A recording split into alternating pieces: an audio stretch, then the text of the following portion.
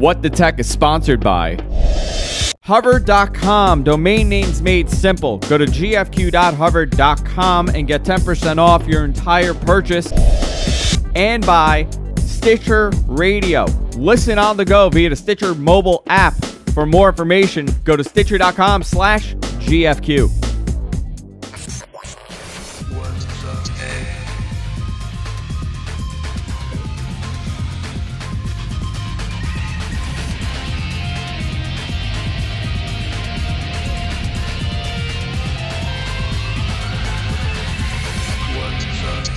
Welcome, everybody, to What the Tech. After a week break, actually, it wasn't a break for me. I was at Blog World here in New York City, getting infected with whatever bizarre virus the people there had. I was laid out for... I'm still sick, so it's been over a week that I've been sick. But I'm with the very not-so-sick Paul Thurrott. How you doing, Paul? How you doing? Good. I know we had to change the schedule again for this week. You were in Orlando on Tuesday. Yep. And I was so happy when you told me we can't do a show because I was dying on Tuesday. I had 102 fever for about 4 days. Wow. Nothing I did helped. I was on every possible medication. Finally, I went to the doctor, and as soon as I went to the doctor, I had no fever. So that explains my life. And they're like, "You got a flu. You got to go home." So that's what I did this week. Nothing. I've been sick. But there's a lot to talk about. There's a lot of tech stuff to talk about, Paul. Yes, there is. By the way, where were you exactly on Tuesday? I think we need to report to our boss. He was very upset. I was in Orlando for Tech Ed. How'd it go? It was pretty good. Anything new come up? Nothing worth discussing. Considering there's an event next week on Monday. Yeah, I think right. Actually, I'm going to be in San Francisco next week for an event on Wednesday, which is going to be interesting as well about Windows Phone. And then there's a mystery event on Monday, which I'm not going to. People are speculating it has to do with the ARM-based Windows 8 tablets. I don't know why. Who knows? No, who knows? Let's just guess everything. But I do want to. There's a lot to get to today, of course. WWDC was on Monday. Yep. Some people are really happy with it. Some people are blown away by the Retina display. Many other people are saying it was a lackluster event. It didn't meet expectations, and it was a typical thing that everybody expected. Right. That's what I would say. So the problem for Apple is that everything that they announced leaked, and the problem for Apple was some of the things they didn't announce leaked, and now people are like, "What the heck? There was no Apple TV. There was no new iMac. What's going on with all this stuff?" So we do coverage here every WWDC. We have a panel of people that know about Apple products, and we hopefully we find a stream, and we do this whole thing. And before the event, everybody, in the chat room, and a lot of them are just flyby, people that just find us because of WWDC. I was amazed how many people thought there was going to be an iPhone 5 announcement. Oh, I didn't think that was. And I didn't think either, and I don't think many of the tech enthusiasts knew, or thought, I should say. But I could have swore that we're going to get some sort of Apple TV announcement, and it's not necessarily going to be the actual TV, but they might say, "Hey, listen, we're opening up development for the Apple TV, so your apps are going to be coming over." And I was thinking they would talk about some sort of cross compatibility between your iPod, your iPad, and the TV, where it would use it as like a controller of sorts. Which we did see something like that. Yeah, sort of. I think when you think about this in perspective, they always have an event in the fall about the iPod. Yeah. And that would be the logical time for this Apple TV thing. Plus, it's the beginning of the holiday season, so kind of good timing on that. But then, of course, the iPhone is on a different schedule now. They're in the fall. So I think it's gotten wacky. Yeah. I honestly, aside from that new MacBook Pro, the Retina one, I think the rest of it was just evolutionary nonsense. That they can get people to stand up and cheer for this stuff is amazing. It's just like, look, we slightly revved, most of our products. Like, of course you did. It's been another year. And most of it was just very unexciting, really. Yeah, the laptops, I think we all expected it to get a little thinner. We were discussing before the show while we were getting ready that one of the biggest surprises to me was that they went with a 15-inch screen but they didn't go with a 13-inch screen. I thought what they would probably do is say, here, we're going to offer a Retina display on all MacBook Pros. Here's the 13-inch, here's the 15-inch, but they only went with a 15. Yeah, they will. I clearly this is something Apple used to do a lot when most of what they did was the Mac, right? So today you think of Apple and it's all iPads and iPhones and iPods and, but when Apple was mostly about the Mac, the way they would always roll in new features was they would put it on a very high-end product for a very premium price, and then they would bring it down market over subsequent releases, They did this as far back as actually the DVD player, which was an add-in that for the existing at the time PowerBook that they had, back 13 years ago or whatever. Yeah. It was, and then it becomes just part of the thing, So I think what's going to happen is they put it in this very high-end, very expensive product, and they have last year's, the MacBook Pros they've had for years now are still kind of there.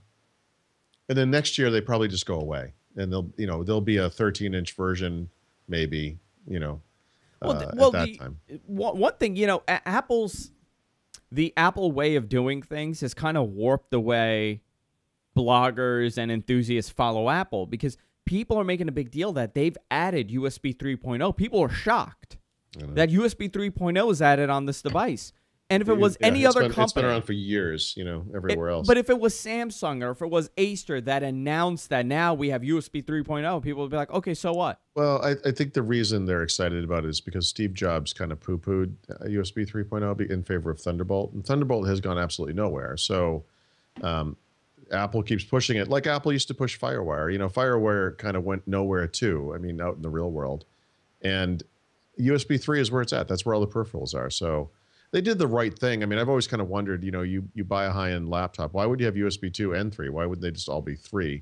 And the only thing I can think of, and I could be completely wrong, someone could correct me on this, but it seems like there's always a USB port on a computer that will work when the machine is powered down, and you can use that to charge your devices. And then the other one is the USB 3 to, port. So I don't know if Apple supports that kind of thing or not, but I think, USB 3 makes sense. They have 2 Thunderbolt ports on at least one of those laptops. But guess what? No Ethernet port. Yeah, but that's, he said, Phil Schiller said very early on, they had tasked their engineering group to think ahead to the future, to the types of things that were going to change. In the same way that like the floppy disk comes out of computers. And they were saying, well, a few years down the road, what are the types of things that we build into computers today that don't need to be there? And one of the things was optical drives, and one of the things was Ethernet. And you can add Ethernet through a dongle type thing that goes into a Thunderbolt port, so that's fine. Although I was really interested to see a full-size HDMI port on that machine. That's the biggest surprise. Yeah, those are not just because it's there, because they've never done it before. I think the only other machine they have that has this port is the Mac Mini. But rather that it's actually a fairly large port, right? Yeah. And it's, it's interesting. A lot of these Ultrabooks have the mini version. Unless it's, is it the mini version of HDMI or is it like full-size HDMI? No, that is the full-size HDMI that's port. interesting. I was really surprised that they did that. So here they are getting rid of all this legacy stuff. And for some reason, the notion of tethering this laptop to a physical display is that's something we're going to want to do. We're going to want that more than we're going to want Ethernet. That's crazy to me. I think the market for people who need a projector or type of thing is very small, and that the right way to handle those guys would be to go through a Thunderbolt-based connector, that would go out to VGA or HDMI or whatever. And I think during the keynote, they were saying, well, now it's going to be even easier for you to, play back those home movies and photos from your trip. And I'm thinking, well, you guys do the same thing with the Thunderbolt, and you added a second Thunderbolt, and everybody's bought these adapters, whoever's bought these computers, because you need the adapter anyway. I could show you. Where is it? I have a box of like 6 of them. Yeah. And it's like every different adapter. I'm using one right now here. I don't know if I can hold it up on camera, but this is a DVI to Thunderbolt to HDMI adapter. Yeah. It's some crazy adapter I'm using, but... Now, forget it. You don't need all those adapters anymore. It's all right. You spent $130 last year on these things. Yeah. Well, the truth is, people who spend that much money on Apple gear, the use case for these people. They want to show their photos on a TV. They're not going to use an HDMI cable. They're going to put it onto their Apple TV over AirPlay, and it's going to work fine. Yeah. You know, they have all that stuff. That's what they do. They're Apple people. I went to the Apple store the other day, Paul, and I was looking for a USB sound card, just something where I could have audio in and out, because God forbid they put audio in and out on a laptop, on a 13-inch laptop anymore. There's only one port for audio. Yeah. And I asked her, I'm like, hey, do you guys have the adapter here? Because I could get it online, but I was in the area. And she's like, yeah, hold on, I'll go get it. She brought me a box, and this gigantic box. I mean, the box is like this big. I could put a laptop in it. And I go, what is this? She goes, this is the adapter. And I look at the price, $299. Really? It's not an Apple product. I mean, it's like a third party. I'm like, but it's aimed at the Apple market. But it's the Apple market. I'm like, but that's the option that you have. Like, you wouldn't go with like a $49.99 or even like $30 or $100, $300 for an adapter. It was silly, but yeah. So they announced the new laptops. They spoke about iOS 6, a couple cool features in iOS 6, like turn-by-turn navigation, which finally they put it on. Well, and as part of their own map app, right? I mean, they actually didn't highlight that very well, but that's them kicking Google off of the phone. You know what's fascinating to me? Google's done turn-by-turn navigation since Android 2.0. Yep. So let's say 3 years. Apple just got this. Yeah. And it's a fascinating thing what they do. They're so innovative on some things, but at other things they're so behind. And I can't understand you gotta remember that when they came to market with the original iPhone, they had this Maps app, and they had really pushed. They went through every wireless carrier they could get to until Singular, and then eventually that became AT&T. Agreed to put their device on their network. I mean, everything about that device was so innovative. So it was really kind of. I think they just had this agreement in place that they weren't going to be able to offer this feature. It was something that Google was kind of able to come in under them and make happen. Windows Phone has sort of a turn-by-turn navigation. If you buy a Nokia device, they have a true turn-by-turn, a very nice one. And so I don't know. I mean, I think this is just, it's possible that they weren't able to get this until they got rid of Google. It might have been one of the reasons they did it. Okay, so that makes sense. It looks nice. I mean, nice looking maps. I think everybody at this point has some sort of navigation put in place. So I don't know how effective it'll be, how important it'll be, but it's a cool little feature they put in. Actually, the one thing, and people are finally highlighting this, but the first thing that struck me was there's this big deal about this 3D view where you can look at certain. It's only a handful of cities too. It's ridiculous, but you can do like a flyover or something.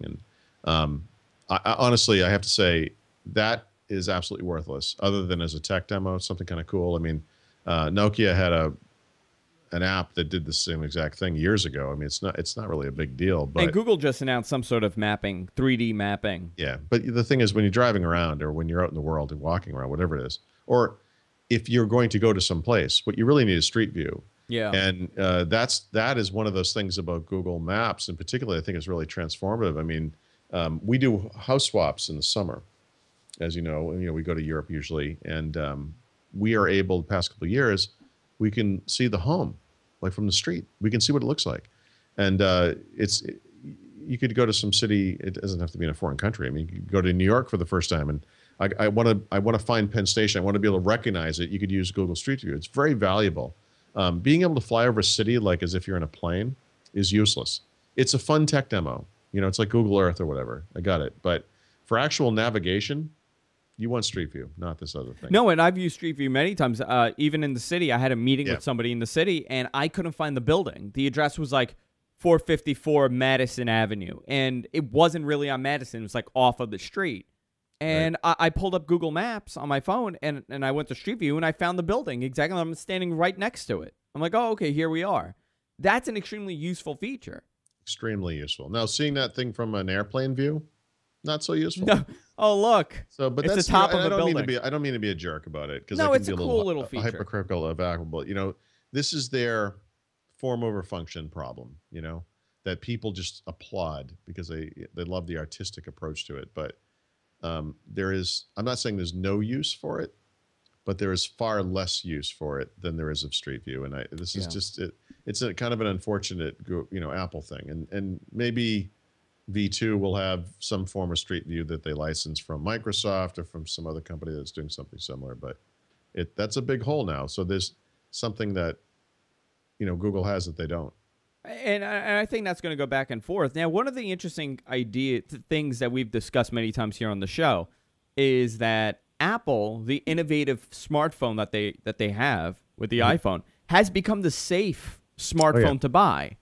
Definitely. And iOS 6, there's no major overhaul of this operating system. With 6 versions in, it looks it looks nearly identical to the original version. So I mean, they've added features, they've upgraded features, but there's no major UI enhancements like you've seen with Android and with Windows Phone. The Windows Phone is actually doing something very different than everybody else. But if we compare it to Android and where they were with, let's say, Android 2.0 and where they are with Android 4.0, the UI has changed. And Apple, they're not doing this. And is this because...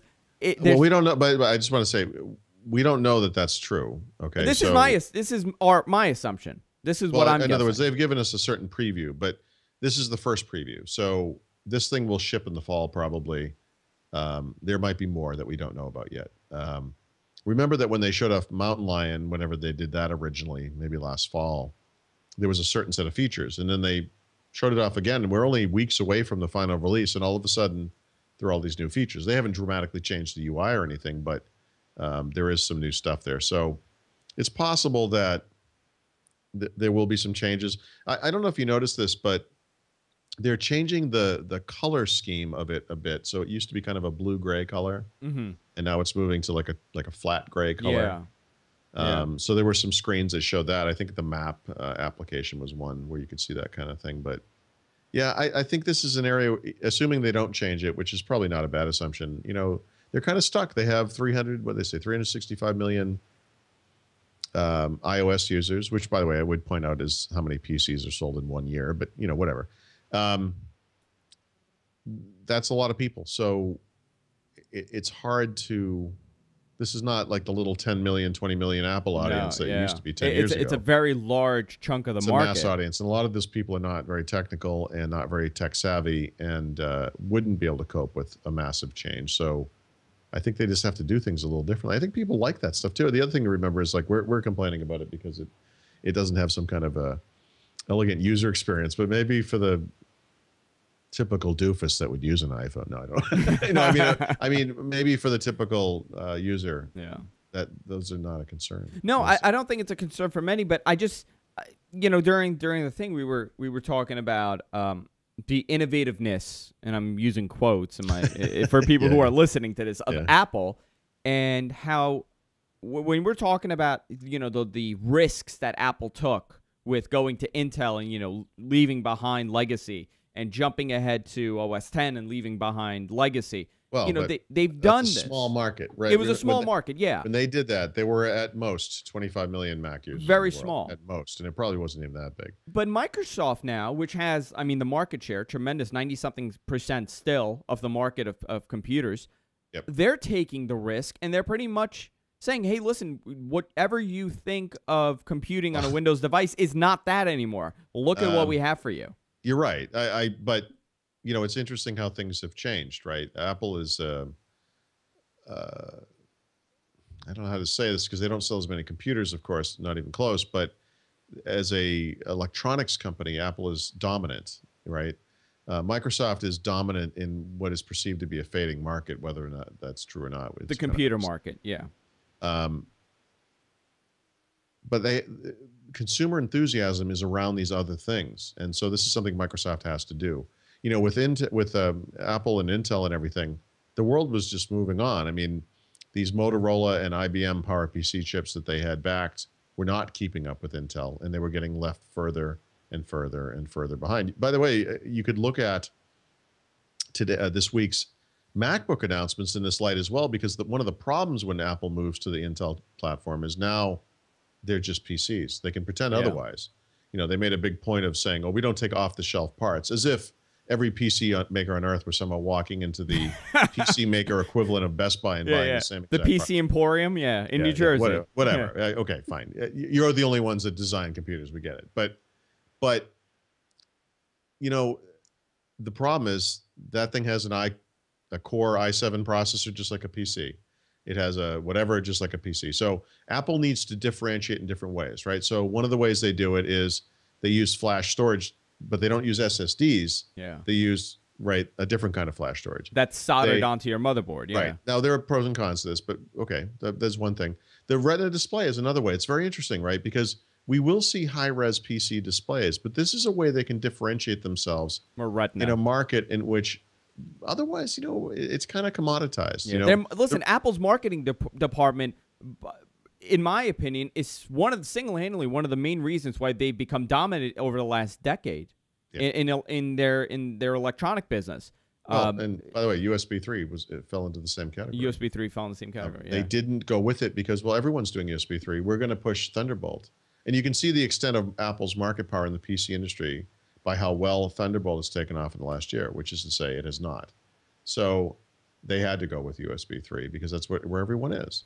And, it's just a different market. So the Mac represents the past in many ways, but it's still a good market. I mean, obviously, but it's not one in which they really compete effectively, and that has never changed. Listen, it just hasn't changed. And not to bash on Apple at all. I use a Mac every single day. I have a MacBook Pro, and that's my main laptop. That's what I use every day. Yeah. I'm not doing any video production. I'm not doing video editing. I can. It's an i7 laptop, but I got it because it's an i7 laptop, and I like the form factor of it. And I have a serious problem with trackpads. Paul knows this about me. Yeah. No, I'm really annoyed by trackpads. I think they're awful. I think it ruins the experience, and I think the trackpad on this is excellent, and that's one of the reasons why I bought it. I have a logical reason why I buy things. I don't just buy because it's Apple or it's Microsoft. Sure. Except for Android. I'll buy things because it's Android. Wow. I know Paul loves that. But I've yet to see an Android. The evolution, you're right. Microsoft, in a way, realizes that the PC is a dying breed, and they're taking a leap into diminishing breed. Diminishing breed, or the PC as we know it currently in its current state. I mean, PCs are going to be around forever. Sure. They're going to be like the cockroaches of the technology Well, industry. we know of a PC now. I mean, currently, the mouse, the keyboard, the screen in front of you, and this giant tower, that day is ending. So, and they're taking a leap into a tablet. I mean, they're putting a touch operating system natively on your desktop, and they're saying, hey, listen, it's going to be backwards compatible, and you're going to get used to it. And I think the future of Microsoft products, Microsoft desktops, are these hybrid computers where you take it, you detach it, and you walk away with it. Yep, that's where they'll be good dominant. vision. It's not bad. I was very interested to see Apple spell out very specifically how they saw the PC market. They referred to Mountain Lion as an operating system for desktop and laptop computers that was optimized for, and I'm actually hitting this pretty close to exactly what he said, optimized for multi-touch trackpads. And then he kind of paused and said mice and mice. It wasn't clear if he meant it's optimized for multi-touch trackpads, and it works on mice, or if he meant it's optimized for multi-touch trackpads and mice. But do you think the mouse is dead on a Mac? I think so. I do, yeah. I mean, I know a lot of people that actually have.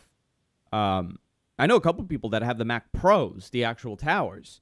Sure. And they don't use a mouse with it. They actually have that trackpad. The trackpad thing. And they use that. And they like new versions of Mac OS 10, that trackpad thing makes a lot of sense because they've added those multi-touch gestures. And now it's not just a giant bad pointing device. It's something you can use to navigate between the apps you're using, and it actually makes some sense. And people have gotten used to gesturing on this device. It's one of those things. It works great. Now, is Microsoft going to take the same approach with their devices? Are they going to say, hey, listen, don't use a mouse. Go with this device and use a trackpad. No. Microsoft would never.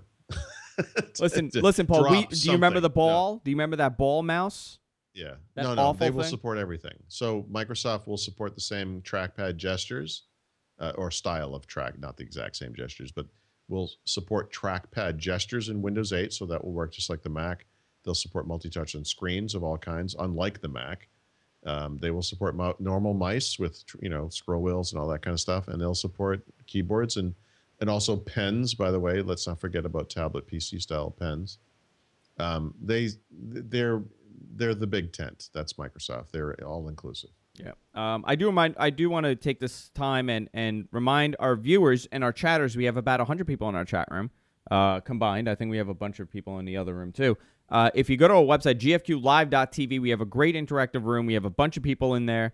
A lot of regular names. I can't take a look at the chat, but if you're in there as a GFQ viewer, because by default it sets your name to GFQ viewer, whatever, you could change your name by clicking on menu and changing your nickname to whatever you want. So go right ahead and do that. Also, if you miss any portion of the show, you could always check it out on winsuperside.com. Paul posts it within the next day or two. And, of course, on our website, gfqnetwork.com. I'm forgetting our websites. I'm so out of it today.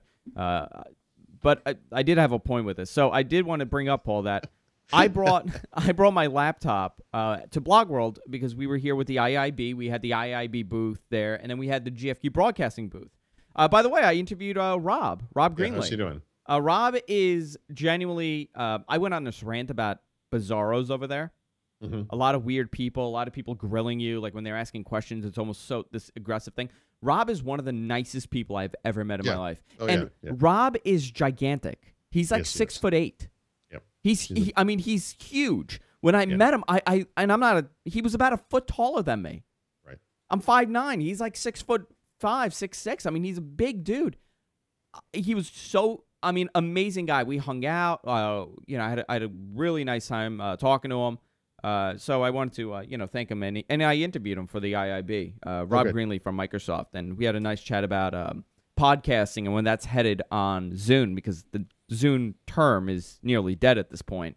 Yep. What did he say? He did say that podcasting is going to be something that they're going to push on their mobile devices. Now, I'm assuming he meant the phone by that.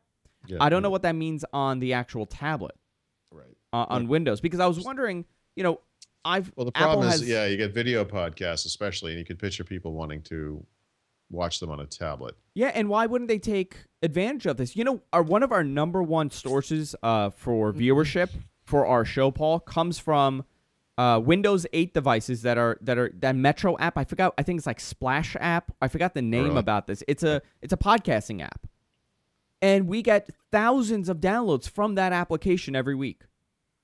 And I was surprised to see it, and I'm thinking, this would be great if Microsoft would, that Zune application that they had, Slapdash podcast, that's the name. Thanks a lot, Slapdash. Great application, very easy to use. And I was wondering, and I was asking Rob, are they going to incorporate this in some way? And he pretty much said no. Yeah, no, I knew that Windows 8 the strategy was to go with a third-party app. But I was, okay. So they're just not going to do it. And then I asked them about, their media consumption device, which now is the Xbox. Are we going to see some sort of podcasting app for that? Right. And he gave me his answer wasn't like no, but it wasn't like I know for a fact. Right. You know what I mean? It was like, I don't know yet. Well, he works for the Xbox team. So I'm sure if it was something coming down the line, he wouldn't say it, but... Yeah. He pretty much said podcasting will be something on their phone, on Windows Phone. Right. So I would love to see it being pushed more because Apple is so dominant in this thing, and we need more options when it comes to this. I don't want to install. I refuse to install iTunes on my Windows computer. I refuse to install iTunes. I often install it because I have to. I really want to blow my brains out every time that thing is on this computer. It's one of the worst pieces of software ever made on a Windows device. And it's hysterical because Steve Jobs, I think when iTunes came out, or he was saying how it's one of the best applications ever made. It's beautifully designed. I believe he described it as the best Windows application ever made. It's and the thing doesn't work. But the worst. It doesn't work. Someone in the chat room says iTunes is poison. Yes, it is. Yeah, it's horrific. Well, one of the best things Apple ever did for Windows users was make all their iOS devices PC free, because the worst part about using these devices is using iTunes. What do you think about this announcement that's going to be this major announcement that's going to be held event, or it's going to be announced on Monday? I don't expect it to be that major, actually, based on the number of people they've invited.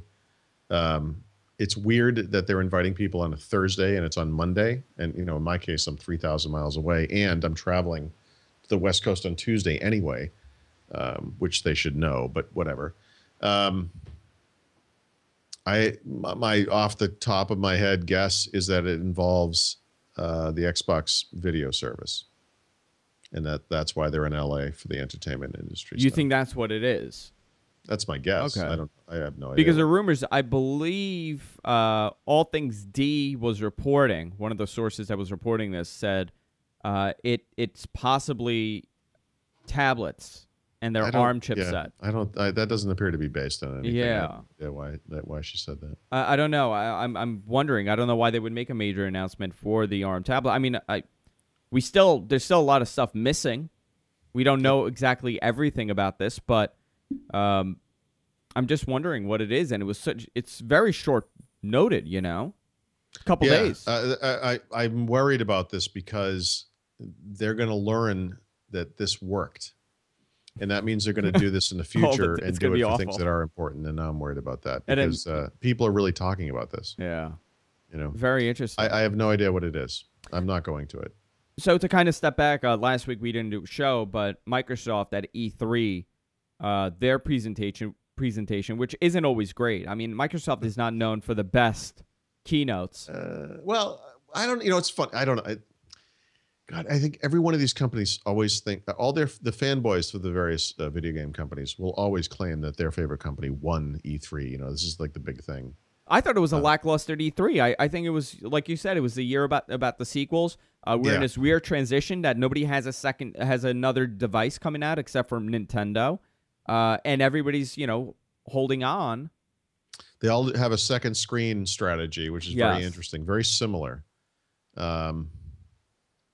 Microsoft's was kind of heavy on the media stuff, which I liked. In fact, the boring parts of this keynote, their presentation, was the video game stuff. It was just boring, like the same stuff. Like, oh look, it's Call of Duty 13 and Rainbow 29, and I mean, it's just like the same stuff over and over again, and I'm getting tired of it. And I think the Xbox graphics are getting tired. I think that these games all look the same now. They're not. There was a period of time where they were getting better and better. Yeah, the last couple of years, it was a huge improvement. Now they all look the same. Well, we're looking at a device that came out. It's going to be 7 years. Yeah, 7 years. I mean, it's a 7-year-old But the PlayStation device. is 6 years, and I'll tell you, if you watch the Sony presentation, which is worth doing, some of the games on that platform look unbelievable. And they will, because when PlayStation 3 came out, the idea behind it was that this is going to be a 10-year-old device.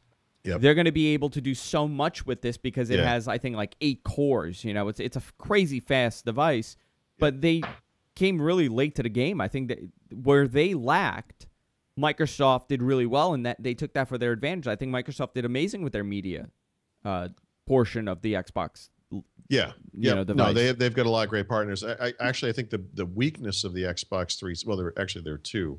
One I've written about it, and we might have talked about, was this notion that you need an Xbox Live Gold account to access all of these media apps, which I think is ridiculous. They need to get rid of that. But the other issue is, people may not appreciate this, but these things are all apps, and I have to say, they all start up rather slowly. So you could go into Netflix, you could go into HBO Go, you could go into Zoom Video, whatever. All of these things they're all separate apps. And it's just like running them on an iPhone. You can only do one thing at a time, And so if you're done with Netflix and you want to run HBO Go, you got to quit Netflix. Are you sure? Yes, I'm sure. And then you got to go find the other app you want to run. I mean, I actually think it's a bit of a. I don't want to say it's a bit of a problem, I think would be the best way to say it. That it has all of these excellent entertainment sources, but they're all completely siloed from each other. Yeah. What they need is a media center style interface where you can go and look at one screen that has everything. So combine them all. And go in and out, yeah. And I don't know that that's possible on this aging platform they have. I think it's just too slow, and the software itself is just not. It was not designed for this. The Xbox was, for all of its power PC, however many cores and graphics and yada yada yada. This thing was designed to do one thing at a time. One thing at a time. you know, we're talking how many? What? It's a power PC inside. I mean, it's a very old I don't chipset. remember the details of it. Yeah. It's not that fast. But the interesting thing is, I'm realizing more and more how optical is most probably gone from the next generation Xbox. Right. They're talking. They're becoming a media consumption device. They're probably going to put in, you know, a faster processor. But over the last 7 years, you know, the size of these chipsets has gone down tremendously. They're going to have a smaller device and a faster device, and they're probably going to have these little cartridges, or they're going to say, hey, everything is downloadable. Yeah, I hope they do that. I mean, look at all the things that haven't changed, right? Broadband hasn't changed much from the hardware perspective. You know, they don't have to do anything to take advantage of advances at the cable company, right? So that hasn't really changed. There was an Ethernet port in the first Xbox. You know, the big thing they have to do in some ways, from a hardware perspective, is storage capacity, right? Probably through a hard drive, maybe the system itself runs on solid state, and then your games are stored on a hard drive. But how big can they go? You know, you could put a 64 gig SSD in there. By the time this thing comes out, that thing's going to be. I know. You know, it's going to be something horrible like that. It needs to be like a 256 gigabyte SSD, you know, whatever. But the big thing almost isn't so much the processor, it's although that I'm sure will be a big deal, but I think the bigger deal is the graphics. You know, I think it's the graphics that ultimately are going to be the Xbox 360's Achilles heel at the end of its life cycle here, that they can only go so far with those graphics. You know, I think it's graphics processing. So let's say they kill optical, right? And they go to this, either they do everything on the cloud and you download everything, and they do something like that. Potentially, that will kill their retail partners. Right. Well, that's an issue. And I was reading about this, and not only will it kill the media partner, but it's also going to hurt their marketing, because they rely on places like GameStop and all those places to promote their gaming and their devices. Well, it's the one place that they can get that Apple-style event where people are lining up at midnight to buy Call of Duty, whatever, you know, I mean, or Halo, whatever. So, yeah, that's a problem. And that makes me think that maybe media is not going away with this, you know, version. That's the only reason why I would think that. Yeah. So there are different ways to distribute games, of course. I mean, Microsoft, Sony, and actually Nintendo too all have online stores, right? So you can't buy everything there, but you can buy a pretty large number of games in these stores. I expect, obviously that will continue, but I do wonder about this retail aspect of it, because they're gonna lose out in big ways if they don't have that stuff. So I hope it's not as hokey as you go and you buy a card and you scratch off the thing and you get like a product key, and that's what you get to, you know, God help them if that's that'll be awful. Yeah. But there's no validation with that. You know, there's no validation waiting in line for 3 hours to get a card. Yeah, it's ridiculous. Yeah. So hopefully that's not what they do. So I don't know. You know, maybe they'll give people the option. I think one of the nice things they could do, because I would buy games electronically if I could, you know, and I've browsed around their marketplace, and you can usually buy games that are maybe like 6 months old or a year old, and then of course going back from there. But if it's a brand new game, they're not going to have that in there right away. That's how it works. You have to go, you know, to Best Buy or Amazon or whatever.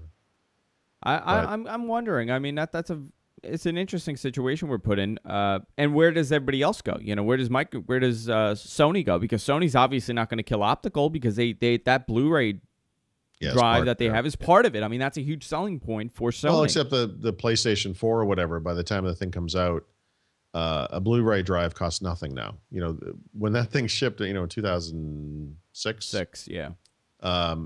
The Blu-ray drive was probably was one of the big expense pieces, right? Those drives were very, very expensive. And 2007.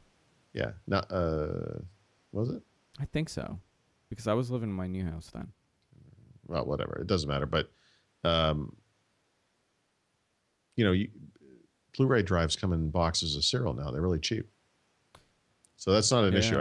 You know, Blu-ray playback is not an issue. One of the issues, all these companies are going to fit. Well, not Nintendo, they figured that one out. But so what are Sony and Microsoft going to do about backwards compatibility? Yeah, what are they going to? You know, I mean, and by the way, if all the games are delivered electronically, that gets rid of the optical disc problem, right, on the next Xbox. But if it's a new processor architecture, I don't actually think that Microsoft did a great job of handling backwards compatibility on the 360. No, many of the games you couldn't play them. Yeah, they improved it over time, of course. And today it doesn't matter at all. I don't think anyone goes and plays old Xbox games now. But, for the first couple of years, obviously, that was a big deal. And certainly it's going to be a big deal as we move from the 360 to the next version. So I don't know. There's a lot to say. There's a lot of information that needs to be relayed. And apparently this all happens a year from now. So we'll see what happens. Paul, I do want to bring something up because I've been doing work on somebody's computer for the last week. And I thought you'd get a kick out of this. They have a netbook.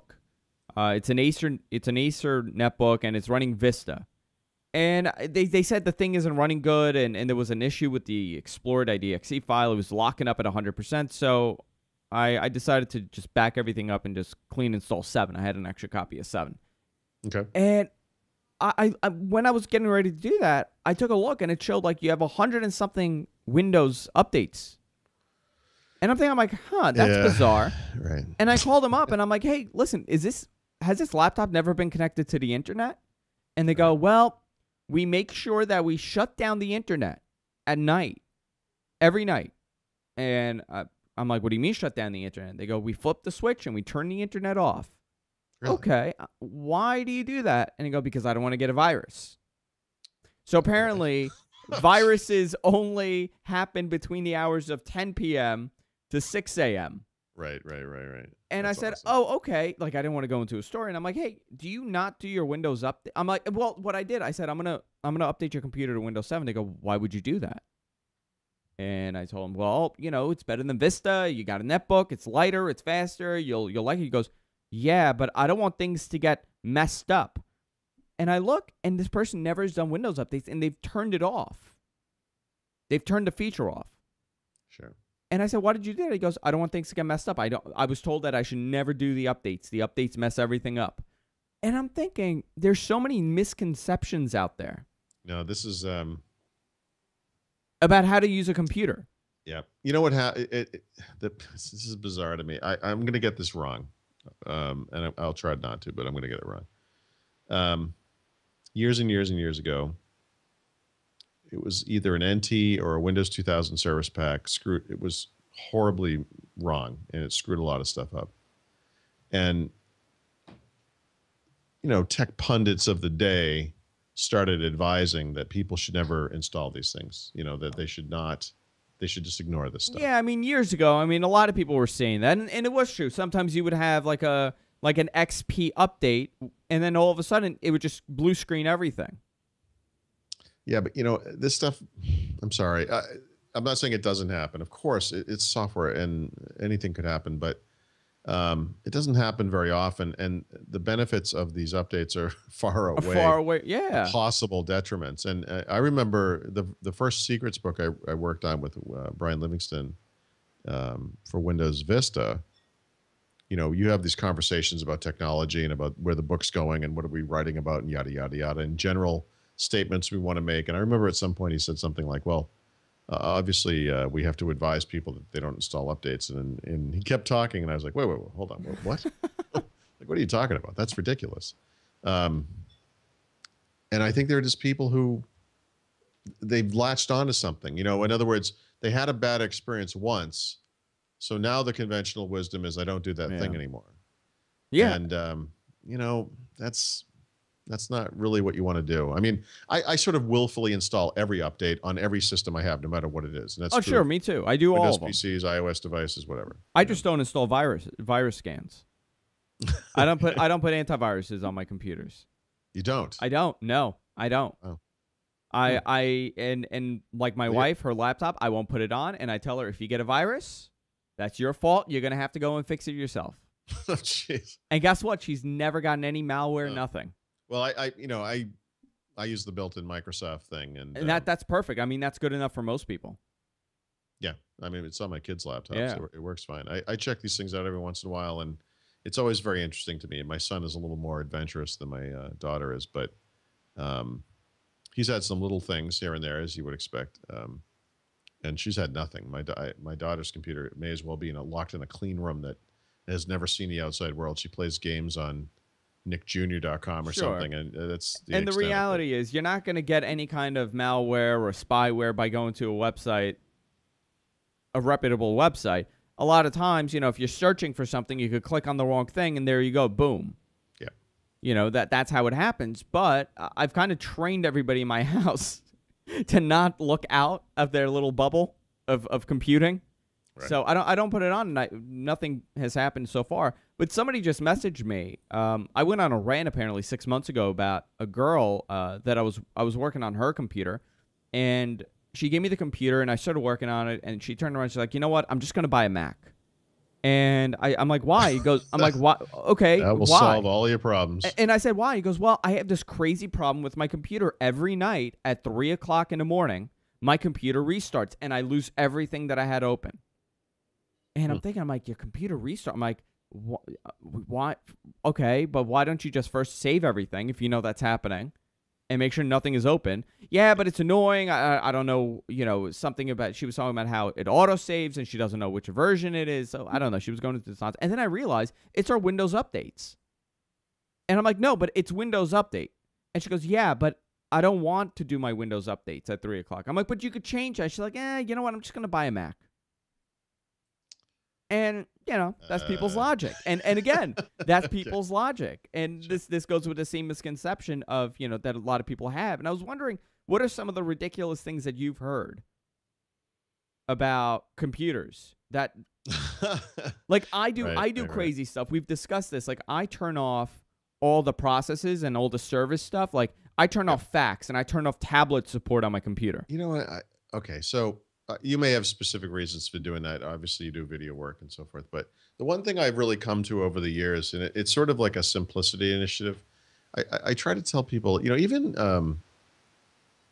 power users, tech enthusiasts, like we overthink things and we act against our own best interests all the time. It's like the people who used to manually run like disk defrags every day. They're really compulsive about it.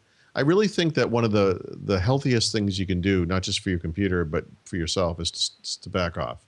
That you don't have to go in and look at the services and turn off things that you think may not need to be running or whatever. Just let the computer do the job. The computer's pretty smart, It can handle memory management and it can handle, obviously there are things you should do. I mean, as you install apps, some of these things ought to run at first boot that you may not need. And that's certainly fine. But I just think a lot of us overthink this stuff and they go overboard with it. And they spend their time managing the computer rather than using it. That this thing is a tool and it's there for a reason. And why are you thinking about this stuff? Like, why does this matter? It's interesting to me. I mean, the things that people do, like the registry cleaners and all that stuff. I mean, that's all hocus pocus, in my opinion. I mean, to some extent, yes, they do a good job. I've never used one, so I don't. I know a lot of people that they swear by it, and then their computer, something happens, and something's not running properly. But you know what? There's a weird psychological effect. I think people will run something like that, and then they perceive that it's running faster, and then they've justified their decision. That maybe they weren't sure if they should have bought that registry cleaner, and now things seem to be running faster. It must have worked. PCs obviously have a history of gathering cruft over the years and slowing down over time, which has certainly always happened. It's gotten better, by the way, for whatever that's worth, in Vista 7 and now again in 8. 8 includes reset tools that are wonderful and can blow away your computer, but save your data and your settings and your Metro style apps, not the new stuff, but not the old style apps, but the new style apps. And that, to me, answers the problem. Whether it's real or imagined, if your computer is having issues, you can now blow it away and bring it back in just several minutes. It works very quickly. It's kind of tough because in the past, this general advice like, well, you should reinstall Windows every 3 months or every 6 months, or whatever the time period was. That's compulsive, But now in Windows 8, it's not as dangerous to do it. No, it's not at all. I do want to go into the 10-year game. We have Paul actually did it this week because we were off last week and we got nothing sent in. So this is Paul's. I occasionally do something. Something occasionally. But I do want to talk about Audible.com and Paul's Audible Pick of the Week. If you go to audibletrial.com/GFQ, you could sign up and get a free audiobook. It's pretty worth it if you're getting something that's pretty long. It's equivalent to, I forgot how many credits. It's like 1 credit for an audiobook. But it's some of the prices on these books are $20, $30, and you're getting it absolutely for free because you sign up to Audible. Paul, what is your Audible Pick of the Week? You know, I've been thinking a lot about the classic sci-fi that I grew up on, you know, and probably because Ray Bradbury passed away last week. A lot of, as I was, I guess, becoming a teenager or whatever, the authors that I read were like Asimov, you know, the Foundation series and robot books, Jerry Pournelle, and Larry Niven. And Larry Niven was one of my favorites, and Larry Niven and Jerry Pournelle actually to this day are friends and write books together and have written excellent books together. But Larry Niven himself has written excellent science fiction books and like Asimov, writes books that all take place in the same universe and you know they sort of interleave with each other and so forth, which I always have enjoyed. Some of my favorite books by Larry Niven are actually collections of short stories, which I don't see on Audible, unfortunately. Those would be fantastic, but among the many classics that Niven is responsible for is, of course, Ringworld, which I'm sort of astonished has never been made into an excellent movie, although fans of the Halo series will recognize the fact that the ring constructs from Halo are obviously taken from Ringworld. It's interesting, but I didn't sort of think about this when I was growing up, but when I must have read this in the very late 1970s, this book wasn't actually that old. I mean, today it's like 40 years old, but it's just a fantastic book. He wrote sequels to it. The first sequel's pretty good. The sequels kind of go off the charts after that. I kind of like the sequels to Rendezvous with Rama, but first Ringworld is an absolute classic and just a must read. And if you're interested in just, I mean, some of the best science fiction ever written, you basically can't go wrong with Larry Niven or like, you know, Jerry Pournelle and obviously Isaac Asimov as well. I'm a big Asimov fan. Yeah, I am too. I have a book somebody got me. It's like a bunch of short stories that he had. Yeah, his short story collections are fantastic too. Yeah, really cool stuff. I'm going to play a little sample here on Audible of Ringworld. He left before midnight. In Munich, he walked. The air was warm and clean. It cleared some of the fumes from his head. He walked the brightly lighted slidewalks, adding his own pace to their 10 miles per hour speed. It occurred to him then that every city in the world had slidewalks, and that they all moved at 10 miles per hour. The thought was intolerable. Not new, just intolerable. Louis Wu saw how thoroughly Munich resembled Cairo and Resht, and San Francisco, and Topeka, and London, and Amsterdam. Slidewalks. The stores I like along that. the slidewalks sold the same products in all the cities of the world. Very cool. That's Ringworld. It's weird to me that he calls him Louis Wu. I've always read the guy's name is Louis Wu, but anyway. You know, it changes. I forgot what it was. I recently got an audiobook. I think it was like Along Came a Spider, James Patterson's book. Actually, that was the first audiobook that I ever got, and I got it in 1997 or 98 because I was cheating on a test, and I didn't have time to finish reading the book. Nice. And I finished it. I finished Along Came a Spider with the audiobook, and then I went and read the book again. But I was listening to it again because I don't know why. And things that like I remember reading, I pictured it totally different. Right. Because of the way that the narrator is presenting it to me. So it's interesting. Even if you've read the books, I think the audiobook tells a different story depending on who's reading it. You go to audible.com or audibletrial.com/GFQ, and you can sign up for your free audio book over there. And Paul's pick was Ringworld. Really cool. Paul, before we wrap it up, I do want to talk about the topic that you picked for the 10-year game. What we do every week. We discuss a certain topic, device, anything that has to do with computers, technology. And we look into the future and we try to see where this device will be in 10 years or this product will be in 10 years. Paul picked video gaming and consoles or the portable gaming. consoles in general, video gaming in general, dedicated devices, I guess. And you brought something interesting up. You said dedicated devices. I don't think we're going to have dedicated devices in 10 years. Well, so I how do I say this?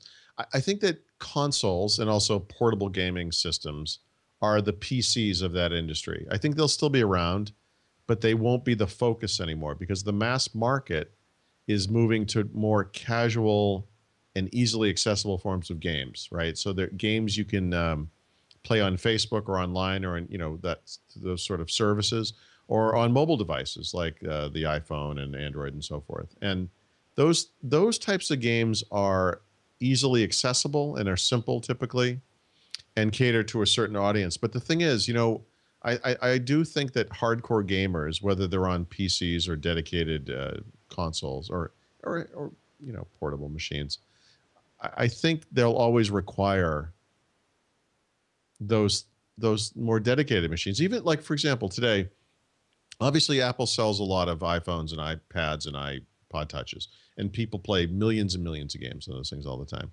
So Sony comes out with this thing called a PS Vita, which has sold okay, nothing like and it's a great device. It's a really good device. But it's a great device. And if you're a gamer, there are just things that work so much better with that type of control than they ever can on a touchscreen device. You just can't, you're not going to have a Halo, Call of Duty experience, a good one, on a touch-based device like that. You're not, but you can on the Vita. And that's what makes it special. I think there are going to be people that just need that kind of thing. So I see it. I see that what used to be the traditional video game market will become sort of the hardcore video game market, and it becomes sort of a niche, but it will always be there. It just won't be the big deal anymore. And that the future for companies like Microsoft, Nintendo, and Sony are to extend their video game experiences elsewhere, so that device, that one dedicated thing or two dedicated things, becomes only a small part of the whole picture. And by the way, you're seeing it. So Sony's press conference at E3, they talked about the second generation of I'm going to get the name wrong, but it's something like PlayStation Foundation or whatever. It's basically APIs for doing gaming on Android devices, and so you can have real PlayStation games on Android. Microsoft obviously has Xbox Live on the PC now and on Windows Phone, and Nintendo, Nintendo's a pure gaming company, so they haven't gotten the memo on that one yet. But it's always seemed tragic to me that you can't play. Well, like, why isn't Super Mario Brothers on the iPhone? Well, the Wii didn't have a DVD player. I mean, right, okay. The amazing thing there. Right, but they were sort of singularly dedicated to games, and I appreciate that, but they need to expand the audience for the games by making them more accessible, I think, on other... Where do you think the graphics of these games are going to go in 10 years? We're getting faster, smaller with these processors and the GPUs on these things. 10 years from now, we're looking at the year 2000. Let's go to 2023, right? Let's jump 10 years into by the end of the year. We're probably going to still be on or just approaching whatever next platform is going to be. So let's say the next generation Xbox it comes out next year. We're going to be just finishing that cycle. Because I think the longevity of these devices are gonna kind of fall into place, and it's going to become longer. Yeah, I'm trying to, I wonder about that. I mean, it seems I would be surprised if the next generation of video game consoles lasted as long as the previous one, the current one. And the reason is only because I feel like the investments that these companies have to make in hardware are not going to be as vast anymore as they were last time. You were talking about what will devices look like in 10 years? All you have to do is look at what Apple's doing with their Retina displays to understand we're going to have devices that are the size of smartphones or small tablets or whatever that will have quadruple the resolution of today's HD displays, obviously, and all that means is the capability of the graphics is such that it is not just photorealistic, it's photorealistic and we can't discern pixels anymore. Yeah. They're perfect. And that was a big jump. I mean, we're looking from the Xbox to the Xbox 360. the fact that everybody ended up getting a high-def TV around the same time really helped with the graphics, because now it's a totally different, you know. Yeah, but I could picture developers targeting resolutions that are higher than most HD TVs, and so these games will look beautiful on HD TV. But in the future, as we move forward and we get higher resolution versions of HD, they'll continue to look great and even better. You know, will look better, of course. But I mean, at some point, once you've hit the limits with these things, hardware-wise, graphics-wise, whatever, it really comes down to software and better games. You know, just enhancing the experience. Yeah, I think that goes a long way. The experience of the gaming, and a lot of people are saying, well, with Kinect, it's going to be more, you know, you're going to be moving around, but I don't think the gamer wants to move around. Well, the Kinect, the motion gaming stuff, I think is ultimately a niche market. You know, the voice control part of Kinect is very interesting. The casual game aspects of the Xbox that maybe people will use with a Kinect, I mean, is sort of a big deal, but I don't think it requires a Kinect. I honestly believe that Kinect is a way to get people who are afraid of game controllers onto the Xbox, and then once they get there, they'll be like, well, maybe I could play use the Xbox to play. I'm trying to think of some game that they would play. I don't know, some simple game, whatever, you know, Farmville or something. And it's just it's like the gateway drug to the Xbox. It's interesting because that's a market that's really evolving at a rapid rate. I mean, you look at gaming, you know, 5 years ago to now. You know, the graphics have improved, I mean, so much. So just imagine in 10 years, the realism of these games are going to be even more. I think more than just the graphics and the look, I think the actual motions of the games. And that was a big thing. The actual, you know, they act like they're people. They move like they're people. Yeah. It's right. It's not like a graphic mouth moving and some guy's talking over it. It's going to look like he's talking. Or you know about the new Hobbit movie that's coming up, right? So this thing is filmed at a much higher rate of speed. I don't know how to say that, like a higher frame per second than a typical movie, right? So I think it's at 60 frames a second. The movie 60 frames a second. So some people are going to look at that and think it's the greatest thing they've ever seen. Some people may not feel that way or whatever, but I suspect that kind of effect will come to games and providing a hyper realism, you know, where you're not driving a Sony PlayStation 1 racing game where you can actually see it drawing in the background. You're driving through Paris. Yeah. And it looks like Street View, you know, it looks like you're there. And this goes into that debate, you know, how real is too real with these devices. I think we're going to start approaching that debate. I think a lot of people are going to be against the realism of these games, of the characters. It's a 2D flat screen. I mean, it's not the holodeck on the USS Enterprise or whatever. Not yet. I mean, so there's going to be some limitation to that. But just talking about pure game consoles, I mean, you know, we're not going to see wraparound screens in the living room, which is sort of like the video game version of, you know, quadraphonic sound. But you know, high enough resolution screens, you could have an entire wall that was a screen. It could be very immersive. It'd be, you know, you get kind of a picture how cool that stuff would be. I mean, it's not going to be for everybody. You know, a lot of people are just going to want more casual gaming experiences or no gaming experiences. I'm sure some people buy smartphones and never play a game.